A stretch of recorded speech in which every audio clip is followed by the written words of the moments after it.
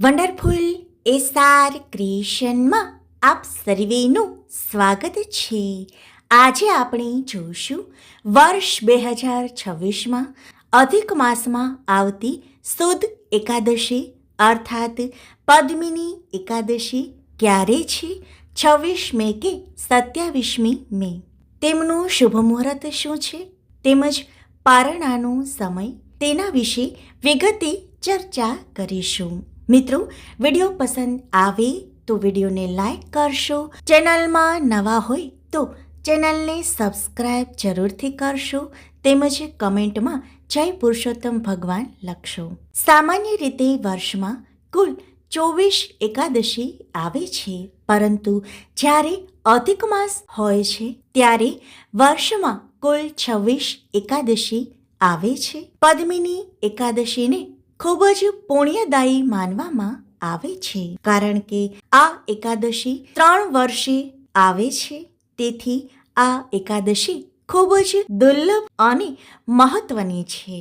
પદ્મિની એકાદશીને કમલા એકાદશી તેમજ પુરુષોત્તમ એકાદશીના નામે પણ ઓળખવામાં આવે છે. પદ્મિની એકાદશી વર્ષ 2026માં 26 મે મંગળવારના રોજ સવારના 5:10 શરૂ થશે, જ્યારે 27 મે બુધવારના રોજ સવારના 6:21 પૂર્ણ થશે.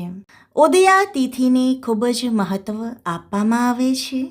26 મે સવારે 5:10 અગિયારસ તો શરૂ થઈ જશે, પરંતુ ભગવાન સૂર્યનારાયણનો ઉદય નહીં થયો હોય માટે 27 મે બુધવારના રોજ પદ્મિની એકાદશીનો ઉપવાસ રાખવામાં આવશે, કારણ કે 27 મે બુધવારના રોજ સવારે 6:21 અગિયારસની તિથિ પૂર્ણ થાય છે, ત્યારે સૂર્યોદય થઈ ચૂક્યો હોય છે.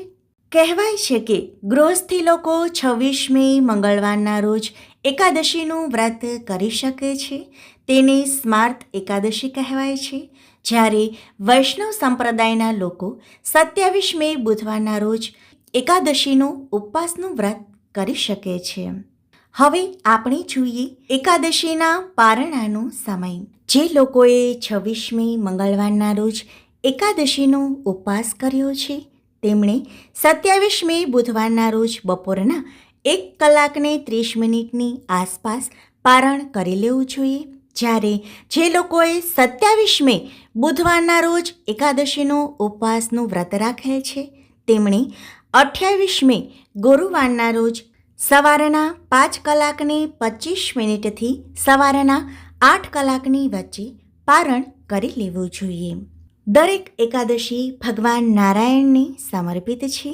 અધિક માસમાં આવતી પદ્મિની એકાદશી વિશેષ મહત્વ ધરાવે છે, કારણ કે તે દર 3 વર્ષે આવે છે. ભગવાન વિષ્ણુને અત્યંત પ્રિય છે. આમ પુરુષોત્તમ માસમાં આવતી એકાદશી અર્થાત પદ્મિની એકાદશીનું વિશેષ મહત્વ છે. આ દિવસે પવિત્ર નદીમાં સ્નાન કરવાનું તેમજ દાન દક્ષિણા આપવાનું વિશેષ મહત્વ છે. મિત્રો, વિડીયો પસંદ આવે તો વિડીયોને લાઈક કરશો, વધારેમાં વધારે શેર કરશો. જો ચેનલમાં નવા હોય તો ચેનલને સબસ્ક્રાઈબ જરૂરથી કરશો. આભાર.